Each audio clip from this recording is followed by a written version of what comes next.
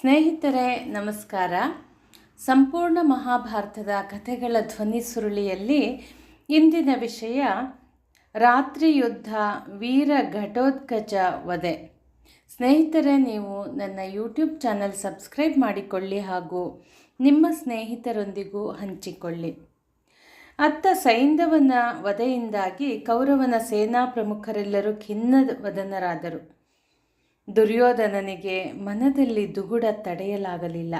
ನಿಟ್ಟುಸಿರು ಬಿಡುತ್ತಾ ಕಂಬನಿ ತುಂಬಿದ ನೇತ್ರಗಳಿಂದ ಯುದ್ಧದಲ್ಲಿ ಆದ ಅಪಜಯವನ್ನು ಎಣಿಸಿ ಮರುಗಿದನು. ದ್ರೋಣರನ್ನುದ್ದೇಶಿಸಿ, ಗುರುಗಳೇ, ಪೃಥ್ವಿಪಾಲರು ನನಗೆ ಧಾರುಣಿಯನ್ನು ಸ್ಥಿರ ಮಾಡಿಕೊಡುವುದಕ್ಕೋಸ್ಕರ ಇಲ್ಲಿಗೆ ಆಗಮಿಸಿ ಅಪಜಯವನ್ನು ಹೊಂದಿ ಕುರುಕ್ಷೇತ್ರದಲ್ಲಿ ಕುಸಿದರು. ಅನೇಕ ಅಕ್ಷೋಹಿಣಿ ಸೈನ್ಯ ನಮ್ಮಲ್ಲಿ ನಷ್ಟವಾಯಿತು. ವೀರಾಗ್ರಣಿಯಾದ ಭೀಷ್ಮಾಚಾರ್ಯರಿಂದ ಮೊದಲುಗೊಂಡು ಮೂರ್ಧಾಭಿಷಕ್ತರಾದ ಅನೇಕ ರಾಜರ ಸಂಹಾರವಾಗಿರುವುದನ್ನು ವೀಕ್ಷಿಸಿರಿ. ನಾನು ನಿಮ್ಮನ್ನು ನಂಬಿ ಕೆಟ್ಟೆನು. ಆಚಾರ್ಯರೇ, ನನಗೆ ಅಪ್ಪಣೆ ಕೊಡಿರಿ. ನನ್ನ ಕೈಲಾದಷ್ಟು ಪ್ರಯತ್ನಿಸಿ ವೈರಿಗಳನ್ನು ನಾನೇ ಸಂಹರಿಸುತ್ತೇನೆ ಎಂದನು. ಕರ್ಣನು ಕೌರವನನ್ನು ಸಮಾಧಾನಪಡಿಸಿ, ಆಚಾರ್ಯ ಮಾವಿಗರ್ಹಸ್ವ ತಸ್ಯ ದೋಷಂ ನ ಪಶ್ಯಾಮಿ ದ್ರೋಣಸ್ಯಾನೇನ ಹೇತುನಾ. ಆಚಾರ್ಯರನ್ನು ನಿಂದನೆ ಮಾಡಬೇಡ, ಅವರಲ್ಲಿ ನಾನು ಯಾವ ದೋಷವನ್ನು ಹುಡುಕಲಾರೆ ಎಂದನು. ದ್ರೋಣಾಚಾರ್ಯರ ಮನಸ್ಸು ತಳಮಳಗೊಂಡಿತು. ಅವರು ಕೌರವನಲ್ಲಿ ಪುನಃ ರಾಜ, ಶತ ಪ್ರಯತ್ನಗಳನ್ನು ಮಾಡಿದೆ. ನಾನು ಭಗವದನುಗ್ರಹ ಪ್ರವಾಹದ ವಿರುದ್ಧ ಈಜಾಡುವುದರಲ್ಲಿ ಸಫಲನಾಗಲಿಲ್ಲ. ಆಗಲಿ, ಇನ್ನೊಂದು ಯತ್ನ ಮಾಡುತ್ತೇನೆ, ಕೋಪಿಸಿಕೊಳ್ಳಬೇಡ. ಸೈಂಧವನನ್ನು ರಕ್ಷಿಸಲು ಹರನಿಗೂ ಆಗದು. ಆ ಕೈಲಾಸವಾಸಿ ಶಂಕರನೇ ಗಾಂಡೀವಿಗೆ ಪಾಶುಪತವನ್ನು ವರರೂಪವಾಗಿ ಅನುಗ್ರಹಿಸಿದನು. ಮೇಲಾಗಿ ದೇವಾದಿದೇವತೆಗಳು ಪ್ರಸನ್ನರಾಗಿದ್ದ ದಿವ್ಯಾಸ್ತ್ರಗಳು ಪಾರ್ಥನ ಬತ್ತಳಿಕೆಯನ್ನು ತುಂಬಿವೆ. ಅಲ್ಲಿ ದೈವಾನುಗ್ರಹವು ಪುರುಷ ಪ್ರಯತ್ನದೊಂದಿಗೆ ಸಂಗಮವಾಗಿದೆ. ಏನು ಮಾಡಲಿ? ಹೇಗಿದ್ದರೂ ಇನ್ನು ವಿಳಂಬಿಸುವುದಿಲ್ಲ. ಯುದ್ಧ ವಿರಾಮದ ಬದಲಾಗಿ ಇಂದು ഇരുಳು ರಣವನ್ನು ಸಾರು. ವೈರಿಗಳನ್ನು ಕುರುಕ್ಷೇತ್ರದಲ್ಲಿ ಹಿಂಡುತ್ತೇನೆ. ಉರಿಯುವ ಕೈ ದೀವಿಗೆಗಳನ್ನು ವ್ಯವಸ್ಥೆ ಮಾಡು ಎಂದನು. ಬಂಡಿಗಳು, ರಥಗಳು, ಕುದುರೆಗಳು, ಯೋಧರು ಆಚಾರ್ಯರ ಅಪ್ಪಣೆಯಂತೆ ಆಯುಧಪಾಣಿಗಳಾಗಿ ಕದನಕ್ಕೆ ಹೊರಟರು. ದ್ರೋಣರು ಯುದ್ಧ ಘೋಷವನ್ನು ಮಾಡಿದರು. ಸೈನಿಕರೇ, ಇಟ್ಟ ಹೆಜ್ಜೆ ಹಿಂದಿಡಬೇಡಿರಿ. ಕಲಿಗಳಾಗಿ ಹೊಯ್ದಾಡಿರಿ. ಶಸ್ತ್ರಧಾರೆಯಲ್ಲಿ ಪರಮ ತೀರ್ಥ ಸ್ನಾನವನ್ನು ಮಾಡಿ ಈ ಜನ್ಮದ ಪಾಪರಾಶಿಯನ್ನು ತೊಳೆದುಕೊಳ್ಳಿರಿ ಎಂದನು. ದುಶ್ಯಾಸನನು ಹುಬ್ಬುಗಂಟಿಕ್ಕಿ ಅರ್ಜುನನನ್ನು ಸಂಗರಕ್ಕೆ ಆಮಂತ್ರಿಸಿರಿ. ಸಿಂಧುರಾಜನನ್ನು ಕೊಂದ ಗರ್ವವನ್ನು ಮುಗಿಸುತ್ತೇನೆ. ಮುಳುಗಿದ ಸೂರ್ಯನು ಪುನಃ ಭಾನುಮಂಡಲವನ್ನು ಏರುವ ಮೊದಲು ಪರಲೋಕದಲ್ಲಿರುವ ಜಯದ್ರಥನಿಗೆ ನರನನ್ನು ಕಳುಹಿಸುತ್ತೇನೆ ಎಂದು ಗರ್ಜಿಸಿದನು. ದೀವಿಗೆಗಳು ಬೆಳಗಿದವು. ಭಟರು ಬೆಂಕಿಯ ಕೊಳ್ಳಿಗಳನ್ನು ಕೈಗೆತ್ತಿಕೊಂಡರು. ಅವರಲ್ಲಿದ್ದ ಕರದೀಪ್ತಿಕೆಗಳು ಕತ್ತಲನ್ನು ಸೀಳಿ ಉರಿಯನ್ನು ಉಗುಳಿದವು. ಕೌರವ ಬಲದಲ್ಲಿ ಕರಾಳ ದುಃಖವಡಗಿ ಧೈರ್ಯದ ಬೆಳಕು ಚೆಲ್ಲಲ್ಪಟ್ಟು ರೋಷದ ಜ್ವಾಲೆ ಉರಿಯ ಹತ್ತಿತು. 10,000 ನೃಪರು ರಣರಂಗವನ್ನು ಹೊಕ್ಕರು.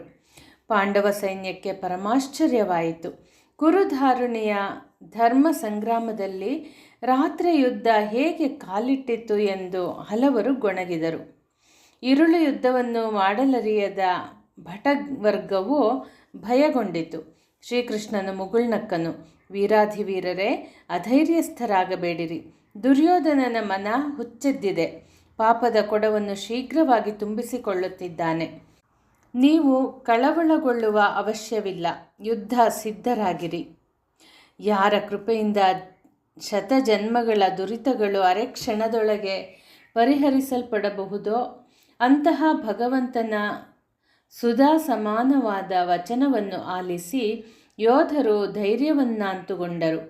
ಮುರಹರನು ಪಾಂಡವಾಗ್ರಜನನ್ನು ಕರೆಸಿ, ಆಚಾರ್ಯರು ಸುಯೋಧನನ ಪಕ್ಷದಲ್ಲಿದ್ದುಕೊಂಡು ನಿಮ್ಮನ್ನು ಸೋಲಿಸುವ ಏಕಮೇವ ಉದ್ದೇಶದಿಂದ ನಿಶಿ ಯುದ್ಧವನ್ನು ಘೋಷಿಸಿದ್ದಾರೆ. ಆ ಸೇನಾಧಿಪತಿಗಳಿಗೆ ಮದ್ದರೇಯಬೇಕಾದ ಕಾಲ ಬಂದಿದೆ. ನಮ್ಮಲ್ಲಿ ರಾತ್ರಿ ಕಾಲದಲ್ಲಿ ಸಂಗ್ರಾಮವನ್ನು ಕೊಟ್ಟು ಅರಿಬಲವನ್ನು ನಾಶ ಮಾಡುವ ಅಸಾಮಾನ್ಯ ಯೋಗ್ಯತೆಯವರಿದ್ದಾರೆ. ಧರ್ಮಜ, ಘಟೋತ್ಕಚನನ್ನು ಬರಹೇಳು. ಭೀಮಸೇನನಿಂದ ಹಿಡಿಂಬಿಯಲ್ಲಿ ಹುಟ್ಟಿರುವ ಕುಮಾರ ಕಂಠೀರವ ಅತುಳ ಬಲನಾದ ಘಟೋತ್ಕಚನ ಇರುವವರೆಗೆ ಈರುಳಿ ಯುದ್ಧದ ಭಯವಿಲ್ಲ. ಯದುನಂದನನ ಅಪ್ಪಣೆಯಂತೆ ಅನಿಲ ತನುಜನನ್ನು ಆಮಂತ್ರಿಸಿದರು. ಅರೆಕ್ಷಣದಲ್ಲಿ ಅವನು ಯಮನಂದನನ ಸಮಕ್ಷಮದಲ್ಲಿ ಪ್ರತ್ಯಕ್ಷನಾಗಿ ಕರೆಸಿದ ಕಾರಣವನ್ನು ಕೇಳಿದನು. ಕುಮಾರ, ಸೋಲ ದವಡೆಯಲ್ಲಿ ನುಚ್ಚು ನೂರಾಗುತ್ತಿರುವ ಕೌರವರು ನೀಚತನದಿಂದ ರಾತ್ರಿ ಕಾಳಗವನ್ನು ಮಾಡಲು ಕದನ ಕಣವನ್ನು ಪ್ರವೇಶಿಸಿದ್ದಾರೆ.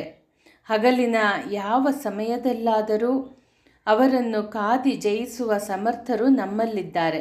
ಆದರೆ ನಿಶಿಕಾಲದಲ್ಲಿ ನಮ್ಮವರು ಕಾಳಗವನ್ನು ಕೊಡಲು ಶಕ್ತರಲ್ಲ. ಕುಟಿಲ ಉಪಾಯದಿಂದ ಕದನವನ್ನು ಅಪೇಕ್ಷಿಸಿದ ದುರ್ಯೋಧನನನ್ನು ಸೋಲಿಸುವ ಮಹಾಸಾಹಸವನ್ನು ನೀನು ಮಾಡಬೇಕಾಗಿದೆ.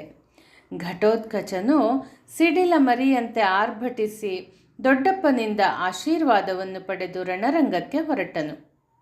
ಅವನ ದಾನವ ಸೇನೆಯು ಕಾಲರುದ್ರನ ಪಡೆಯಂತೆ ಗೋಚರಿಸಿತು. ಕಾಳರಾತ್ರಿಗೆ ಕಾದಿರಿಸಿದ ಸೈನ್ಯದಂತಿತ್ತು. ದೀವಿಗೆಗಳ ಪ್ರಕಾಶದ ಮಧ್ಯೆ ದಾನವರು ಆರ್ಭಟಿಸುತ್ತಿರುವಾಗ ಭೀಮ ಮತ್ತು ಹಿಡಿಂಬೆಯ ಮೋಹದ ಕುಮಾರ ರಥವನ್ನೇರಿದನು. ಅವರ ಕೈಗಳಲ್ಲಿ ವೈರಿಗಳು ಭಯಪಡುವಂತಹ ಉರಿ ಉಗುಳುವ ಕೊಳ್ಳಿಗಳಿದ್ದವು. ಕೋರೆ ದಾಡೆಗಳಿರುವ ರಣಭಯಂಕರ ರಕ್ಕಸರು ಕದನ ಕಣವನ್ನು ಹೊಕ್ಕರು. ಅಧರ್ಮಿಯಾದ ಕೌರವನು ವಿನಾಶಕಾರಿಯಾದ ಈರುಳಿ ಯುದ್ಧಕ್ಕೋಸ್ಕರ ರಥವನ್ನು ಏರಿ ಭೂಮಿಯನ್ನು ನಡುಗಿಸುವಂತೆ ರೋಷದಿಂದ ಪಾಂಡವರ ಕಡೆ ನುಗ್ಗಿದನು. ಧರ್ಮರಾಯನ ರಥವನ್ನು ಕಂಡು ಸುಯೋಧನನು ಸಾರಥಿಯಾದ ಇಂದ್ರಸೇನನಿಗೆ ಲಲಾಟ ಪ್ರದೇಶಕ್ಕೆ ಗುರಿ ಇಟ್ಟು ಹೊಡೆದನು. ಪಾಂಡವಾಗ್ರಜನು ಕ್ಷುದ್ರನಾಗಿ ಕೌರವನ ಬಾಣಗಳನ್ನು ಕತ್ತರಿಸಿದ. ಬಲ್ಲಗಳಿಂದ ದುರ್ಯೋಧನನ ಮಹಾಧನಸ್ಸು ತುಂಡರಿಸಲ್ಪಟ್ಟಿತು.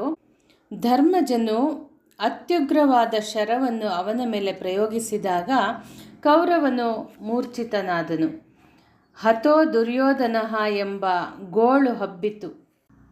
ಅವನ ಸಹಾಯಕ್ಕೆ ಬಂದ ಕುರು ಸಹೋದರನಾದ ದುರ್ಮದನು ಧರ್ಮರಾಯನ ಸಹಾಯಕ್ಕೆ ನಿಂತಿದ್ದ ಪಾಂಚಾಲ ಯೋಧರನ್ನು ಕಂಗೆಡಿಸಿದನು.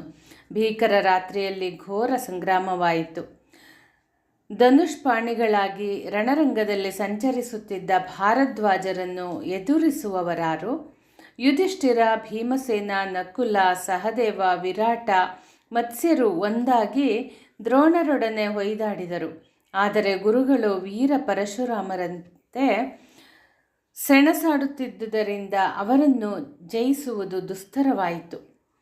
ಕೌರವ ಸೇನೆಯ ದೀವಿಗೆಗಳ ಬೆಳಕಿಗೆ ರಣರಂಗವು ಥಳಥಳಿಸಿತು. ಯೋಧರು ಖಡ್ಗ, ಶಕ್ತಿ, ಗದೆ ಮುಂತಾದ ಅಸ್ತ್ರಗಳಿಂದ ನೋಯಿಸಲ್ಪಟ್ಟರೂ ಜೀವನ್ಮರಣದ ಪ್ರಶ್ನೆಯನ್ನಾಗಿಟ್ಟು ಪರಸ್ಪರ ಹೊಡೆದಾಡಿದರು. ದ್ರೋಣಾಚಾರ್ಯರು ಅದ್ಭುತ ಪರಾಕ್ರಮದಿಂದ ವೈರಿಗಳನ್ನು ಯುದ್ಧ ವಿಮುಖರನ್ನಾಗಿ ಮಾಡಿದರು. ಪ್ರತಾಪಿಯಾದ ಶಿಬಿಯು ಆಚಾರ್ಯರನ್ನು ತಡೆದನು. ತನ್ನ ಮೇಲೆ ದಾಳಿ ಮಾಡುತ್ತಿದ್ದ ಶಿಬಿಯನ್ನು ನಿಶಿತವಾದ 9 ಬಾಣಗಳಿಂದ ಗುರುಗಳು ಹೊಡೆದು ಕೊಂದು ಹಾಕಿದರು. ಇದೆಲ್ಲವನ್ನು ನೋಡುತ್ತಿದ್ದ ಭೀಮಸೇನನು ಕೌರವ ಸೈನ್ಯದ ಮೇಲೆ ಕಾಡ್ಗಿಚ್ಚಿನಂತೆ ಭುಗಿಲೇಳುವ ಅಸ್ತ್ರಗಳನ್ನು ಪ್ರಯೋಗಿಸಿದನು. ಕಲಿಂಗ ರಾಜನನ್ನು ಮಲ್ಲಯುದ್ಧದಲ್ಲಿ ಕೊಂದಾಗ ದಾರುಣವಾದ ಗೋಳೆದ್ದಿತು. ಆ ಸಮಯಕ್ಕೆ ಸರಿಯಾಗಿ ದ್ರೋಣಾಚಾರ್ಯರು ಮುನ್ನುಗ್ಗಿ ಭೀಮಸೇನನನ್ನು ಅನೇಕ ಬಾಣಗಳಿಂದ ಘಾಸಿಗೊಳಿಸಿದರು. ಇತರ ಕೌರವ ವೀರರು ನೋಡುತ್ತಿದ್ದಂತೆಯೇ ದುರ್ಮದ ದುಷ್ಕರ್ಣರ ರಥವನ್ನು ಭೀಮನು ಕಾಲಿನಿಂದ ಒದ್ದು ಮುಷ್ಟಿ ಪ್ರಹಾರಗಳನ್ನಿತ್ತು ಹೆಬ್ಬುಲಿಯಂತೆ ಘರ್ಜಿಸಿದಾಗ ಕೌರವರು ಅಂಜಿದರು. ರುದ್ರೋಯಂ ಭೀಮರೂಪೇಣ ಧಾರ್ತರಾಷ್ಟ್ರೇಶು ಯುಧ್ಯತಿ. ಭೀಮನು ರುದ್ರರೂಪವನ್ನು ತಾಳಿ ಧಾರ್ತರಾಷ್ಟ್ರನೊಂದಿಗೆ ಕದನವನ್ನು ಮಾಡುತ್ತಿದ್ದಾನೆ ಎಂಬ ಉದ್ಗಾರವಾಯಿತು. ಶತ್ರುಗಳ ವಧೆ ಮಾಡಿದ ಅನಿಲಜನನ್ನು ಧರ್ಮರಾಯನು ಅಭಿನಂದಿಸಿದನು. ಅತ್ತ ಸೋಮದತ್ತ ಸಾತ್ಯಕಿಯರೊಳಗೆ ಮಹಾಕದನವು ನಡೆಯಿತು. ಸೋಮದತ್ತನು ತನ್ನ ಶಂಖವನ್ನು ಮೊಳಗಿ, ಸಾತ್ಯಕಿ, ನನ್ನ ಸುತನಾದ ಭೂರಿಶ್ರವನನ್ನು ಕೊಂದಿರುವೆ. ವೃಷ್ಣಿ ವಂಶದಲ್ಲಿ ಪ್ರದ್ಯುಮ್ನ ಮತ್ತು ನೀನು ಯುದ್ಧ ವಿಶಾರದರು ಮತ್ತು ಮಹಾರಥಿಕರಾಗಿ ಇರುವಿರಿ. ಧರ್ಮಿಷ್ಠನೆಂದು ಸಂಬೋಧಿಸಲ್ಪಡುವ ನೀನು ಈ ರೀತಿಯಲ್ಲಿ ವೈರಿಗಳನ್ನು ಕೊಲ್ಲುವುದಾದರೆ ನಿನ್ನನ್ನು ಬದುಕಲು ಬಿಡಬಾರದು ಎಂದು ದಿವ್ಯಾಸ್ತ್ರಗಳನ್ನು ಎಸೆದನು. ಸಾತ್ಯಕಿಯು ಅವನ ಶರಗಳನ್ನು ಖಂಡಿಸಿ, ಸೋಮದತ್ತ, ಧರ್ಮಾಧರ್ಮದ ವಿಚಾರವಾಗಿ ಉಪದೇಶಿಸುವ ಹಕ್ಕನ್ನು ನೀನು ಕಳೆದುಕೊಂಡಿರುವೆ. ನೀನು ಕೂಡಿಕೊಂಡಿರುವ ಪಕ್ಷವು ಅಧರ್ಮಯುತವಾಗಿರುವಾಗ ನಿನಗೆ ಮಾತನಾಡಲು ಯಾವ ನೈತಿಕತೆ ಹಕ್ಕಿದೆ? ಭೂರಿಶ್ರವನನ್ನು ಮಾತ್ರವಲ್ಲ, ಅವನ ಅಣ್ಣನಾದ ಶಲನನ್ನು ವಧಿಸಿದ್ದೇನೆ. ನೀವು ಕುಟುಂಬ ಸಹಿತ ಯಮಾಲಯದಲ್ಲಿ ಇರುವುದು ಸೂಕ್ತವಾಗಿದೆ.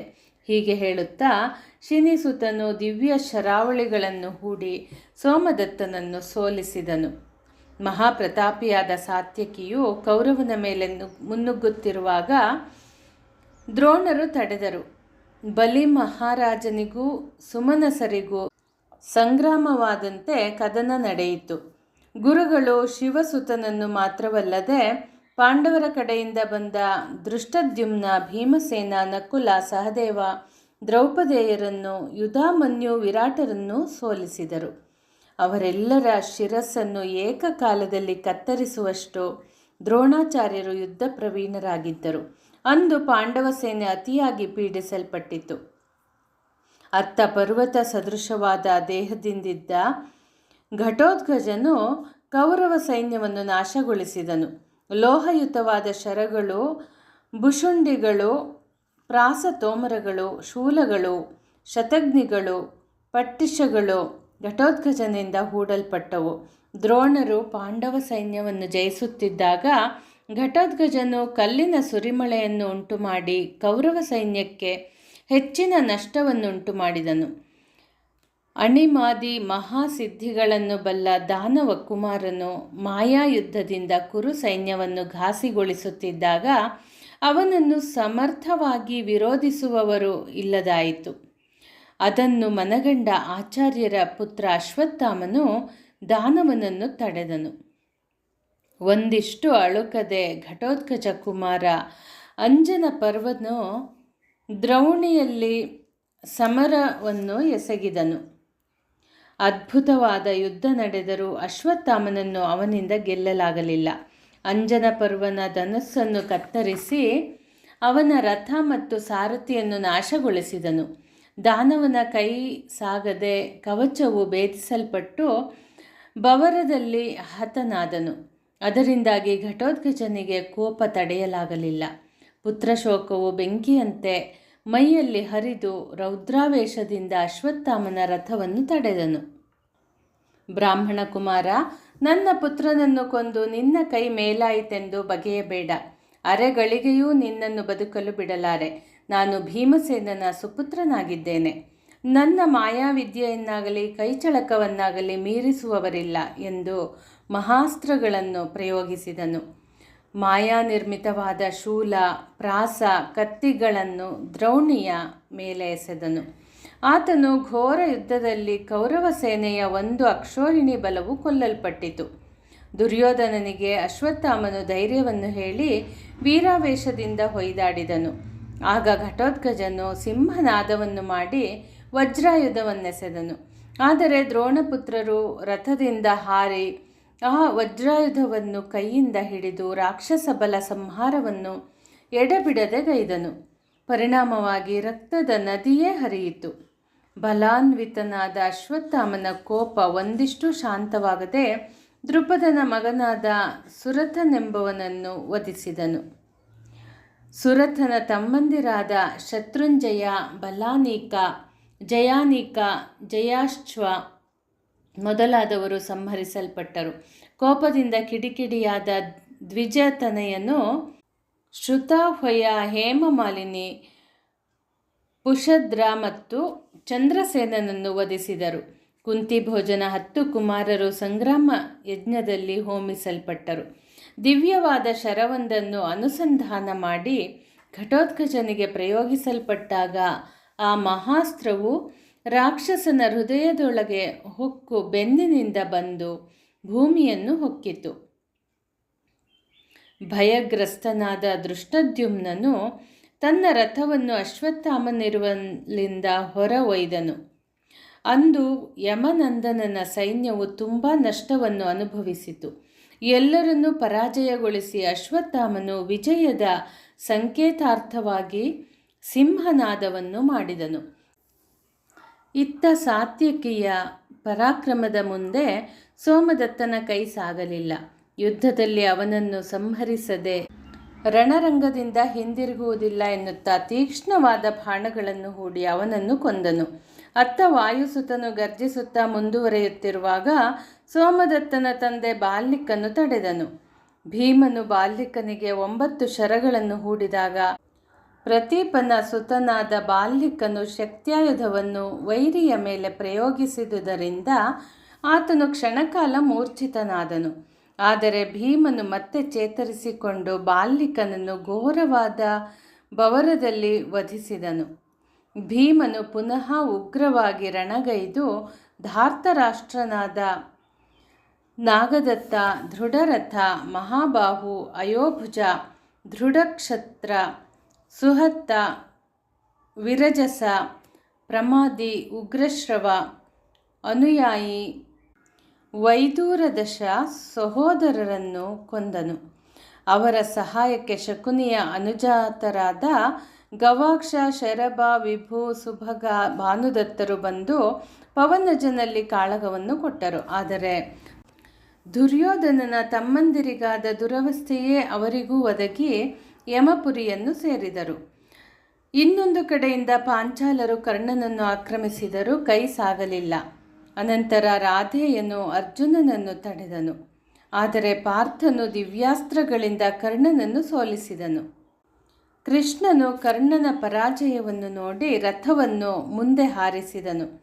ಧರ್ಮರಾಯನಿಂದ ನಿಯೋಜಿಸಲ್ಪಟ್ಟ ಪಾಂಚಾಲರು ಯುದ್ಧರಂಗಕ್ಕೆ ಆಗಮಿಸಿದಾಗ ದುರ್ಯೋಧನನಿಂದ ಒಪ್ಪಿಗೆಯನ್ನು ಪಡೆದು ಅಶ್ವತ್ಥಾಮರು ಅವರ ಮೇಲೆರಗಿದರು. ಕ್ಷಣ ಮಾತ್ರದಲ್ಲಿ ಪಾಂಚಾಲರ ಸೈನ್ಯವು ದ್ರೋಣಕುಮಾರನ ಎದುರು ನಿಲ್ಲಲಾಗಲಿಲ್ಲ. ದೃಷ್ಟದ್ಯುಮ್ನನು ಅರ್ಧದಲ್ಲಿಯೇ ಅಶ್ವತ್ಥಾಮನನ್ನು ತಡೆದು, ನೀನು ವಿಪ್ರನಾದರೂ ದುರ್ಬುದ್ಧಿಯವನಾಗಿರುತ್ತೀಯ. ದ್ರೋಣರನ್ನು ಸಂಹರಿಸುವುದು ನನ್ನ ಮೊದಲ ಪ್ರತಿಜ್ಞೆ. ಆದರೆ ನಿನ್ನನ್ನೀಗ ಕೊಲ್ಲಲು ಕೈ ಮುಂದೆ ಮಾಡುವುದಿಲ್ಲ. ಅವರ ಹತ್ಯೆಯ ನಂತರ ನಿನ್ನನ್ನು ಅವರೊಂದಿಗೆ ಯಮನಲ್ಲಿಗೆ ಕಳುಹಿಸುತ್ತೇನೆ ಎಂದು ಗರ್ಜಿಸಿದನು. ಅಶ್ವತ್ಥಾಮನು ಅಷ್ಟನ್ನೂ ಕೇಳಿದೊಡನೆಯೇ ಗುಡುಗಿದನು. ದುಷ್ಟ, ಕೃತಜ್ಞತಾ ಭಾವವಿಲ್ಲದ ದೃಪದನ ಮಗನಲ್ಲವೇ ನೀನು? ನಿನ್ನನ್ನು ಇನ್ನು ಮೆರೆಯಲು ಬಿಡಲಾರೆ ಎಂದು ದಿವ್ಯಾಸ್ತ್ರಗಳಿಂದ ದೃಷ್ಟದ್ಯುಮ್ನನ ರಥವನ್ನು ಭಗ್ನಗೊಳಿಸಿದನು. ಅತ್ತ ಭೀಮಾರ್ಜುನರು ಪುನಃ ಒಂದೇ ಸಮನೆ ಕೌರವ ಸೇನೆಯ ಮೇಲೆ ಎರಗಿದರು.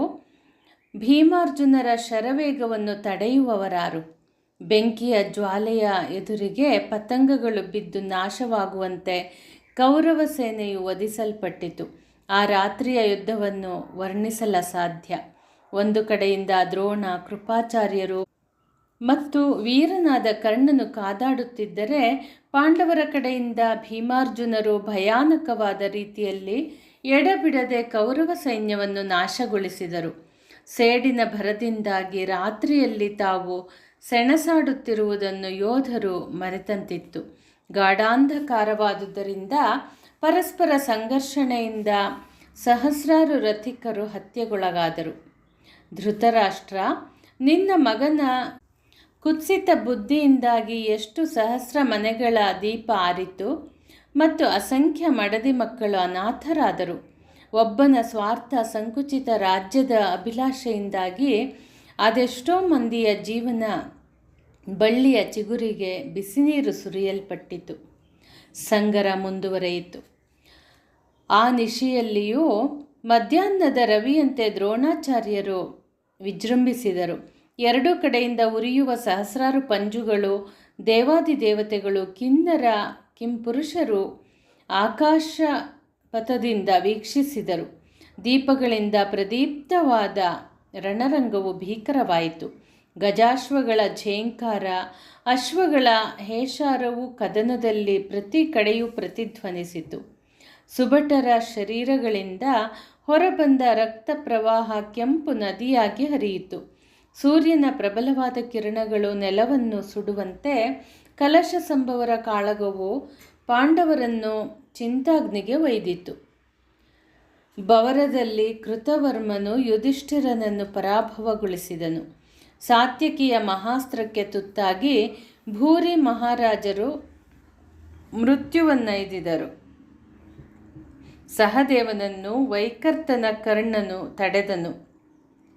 ಪ್ರತಾಪವಂತನಾದ ಸಹದೇವನು ಅವನ ಅಸ್ತ್ರಗಳನ್ನು ಕಡಿದರೂ ಕರ್ಣನಿಂದ ರಣರಂಗದಲ್ಲಿ ಸೋಲನ್ನಪ್ಪಬೇಕಾಯಿತು. ಮಾತೆಗಿತ್ತ ಭಾಷೆಯನ್ನು ಜ್ಞಾಪಿಸಿಕೊಂಡು ಕರ್ಣನು ಸಹದೇವನನ್ನು ಕೊಲ್ಲದೆ ಮುಂದುವರೆದನು. ಜಂಬಾಸುರ ಮತ್ತು ಮಹೇಂದ್ರರೊಳಗೆ ನಡೆದ ಕಾಳಗದಂತೆ ಶಲ್ಯ ವಿರಾಟರೊಳಗೆ ಕದನವು ನಡೆಯಿತು. ಶಲ್ಯನ ಶರಾವಳಿಗೆ ವಿರಾಟನ ರಥವು ಛಿದ್ರವಾದುದನ್ನು ನೋಡಿ ವಿರಾಟನ ತಮ್ಮನಾದ ಶತಾನೀಕನು ಸಂಧಿಸಿದನು. ಕೋಪದಿಂದ ಕಿಡಿಕಿಡಿಯಾದ ಅವನು ಶತಾನೀಕನನ್ನು ಗಾಯಗೊಳಿಸಿ ಯಮನಾಲಯಕ್ಕೆ ಅಟ್ಟಿದನು. ಮಾದ್ರಾಧಿಪತಿಯನ್ನು ಎದುರಿಸಲು ಬರುತ್ತಿದ್ದ ಅರ್ಜುನನ ರಥವನ್ನು ಇನ್ನೋರ್ವ ಅಲಂಬುಷನೆಂಬ ದಾನವನು ತಡೆದಾಗ ಆ ದೈತ್ಯನ ರಥವು ಪಿಶಾಚಿಗಳಿಂದ ಎಳೆಯಲ್ಪಡುತ್ತಿತ್ತು. ಧ್ವಜದಲ್ಲಿ ಗೃಧ್ರರಾಜನ ಸಂಕೇತವಿತ್ತು. ಇದ್ದಲಿನಂತೆ ಕಪ್ಪಗಿದ್ದ ಆ ರಾಕ್ಷಸನು ನೋಡಲು ಘೋರವಾಗಿದ್ದನು. 100 ದಾನವರನ್ನು ಕೊಂದ ನರನಿಗೆ ಇವನೇನು ಮಹಾ? ಅರೆ ಕ್ಷಣದಲ್ಲಿ ಗಾಂಡೀವಿಯು 4 ಬಾಣಗಳಿಂದ ಅವನ ಶರೀರವು ಜರ್ಜರಿಸಿ ಹೋಗುವಂತೆ ಮಾಡಿ ಶಿರವನ್ನು ತುಂಡರಿಸಿದನು. ರಣರಂಗದ ಮತ್ತೊಂದು ಕಡೆಯಲ್ಲಿ ವಿರಾಟನ ಇನ್ನೊಬ್ಬ ತಮ್ಮನು ಕೌರವ ಪಕ್ಷದಿಂದ ಕಲಹಗೈಯುತ್ತಿದ್ದ ಚಿತ್ರಸೇನನನ್ನು ಪರಾಭವಗೊಳಿಸಿದನು. ಕರ್ಣಸುತನಾದ ವೃಷಸೇನನು ವೈರಿ ಪಕ್ಷದವರು ದಿಗಿಲುಗೊಳ್ಳುವಂತೆ ದೃಪದನನ್ನು ಪರಾಜಯಗೊಳಿಸಿದನು. ಆಕಾಶದಲ್ಲಿ ಬುಧ ಭಾಸ್ಕರರು ಎದುರುಗೊಳ್ಳುವಂತೆ ದುಶ್ಯಾಸನ ಮತ್ತು ಪ್ರತಿವಿಂಧ್ಯರು ಒಬ್ಬರಿಗೊಬ್ಬರು ಪ್ರತಿಸ್ಪರ್ಧಿಯಾದರು. ರೋಷಾನ್ವಿತರಾದ ಕೌರವಾನುಜನು ಪ್ರತಿವಿಂಧ್ಯನ ಧನುಸ್ಸನ್ನು ಮತ್ತು ರಥವನ್ನು ಕಡಿದಿಕ್ಕಿದನು. ಅತ್ತ ನಕುಲನಿಗೂ ಶಕುನಿಗೂ ಆದ ಸಂಗ್ರಾಮದಲ್ಲಿ ಶಕುನಿಯು ಸೋಲನ್ನೊಪ್ಪಿಕೊಳ್ಳಬೇಕಾಯಿತು. ಕುಟಿಲೋಪಾಯದಿಂದ ಕೂಡಿದ ತಂತ್ರಗಳಾವೂ ನಕುಲನಲ್ಲಿ ಫಲಪ್ರದವಾಗಲಿಲ್ಲ. ಶರದ್ವಂತ ಸುತನಾದ ಕೃಪಾಚಾರ್ಯರು ದ್ರೋಣರ ಬಳಿ ಯುದ್ಧಕ್ಕಾಗಿ ಶಿಖಂಡಿಯನ್ನು ನಿಲ್ಲಿಸಿ ಭಯಂಕರವಾದ ಸಂಗ್ರಾಮವನ್ನು ಹೂಡಿದರು. ಕಾಲರಾತ್ರಿ ಸದೃಶವಾಗಿ ಕಾಣುತ್ತಿದ್ದ ಈರರು ಅಡೆತಡೆಯಿಲ್ಲದೆ ಶರಪ್ರಯೋಗ ಮಾಡಿದರು. ಆದರೆ ಶಿಖಂಡಿಯ ಯುದ್ಧ ಪ್ರಾವೀಣ್ಯತೆಯು ಕೀರ್ತಿವಂತರಾದ ಕೃಪಾಚಾರ್ಯರ ಮುಂದೆ ಸಾಗಲಿಲ್ಲ. ಆ ಯುದ್ಧವು ನಡೆಯುತ್ತಿದ್ದಂತೆಯೇ ದ್ರೋಣಾಚಾರ್ಯರಿಗೂ ದೃಷ್ಟದ್ಯುಮ್ನನಿಗೂ ಭಾರೀ ಕಾಳಗವಾಯಿತು. ದೃಷ್ಟದ್ಯುಮ್ನನು 5 ಅಮೋಘ ಶರಗಳಿಂದ ಆಚಾರ್ಯರನ್ನು ಘಾಸಿಗೊಳಿಸಿದನು. ಆದರೆ ದ್ರೋಣಾಚಾರ್ಯರು ಪ್ರತಿಯಾಗಿ 25 ಅಸ್ತ್ರಗಳನ್ನು ಪ್ರಯೋಗಿಸಿ ಅವನು ಧನುಸ್ಸನ್ನು ಇಬ್ಬಾಗಗೈದರು.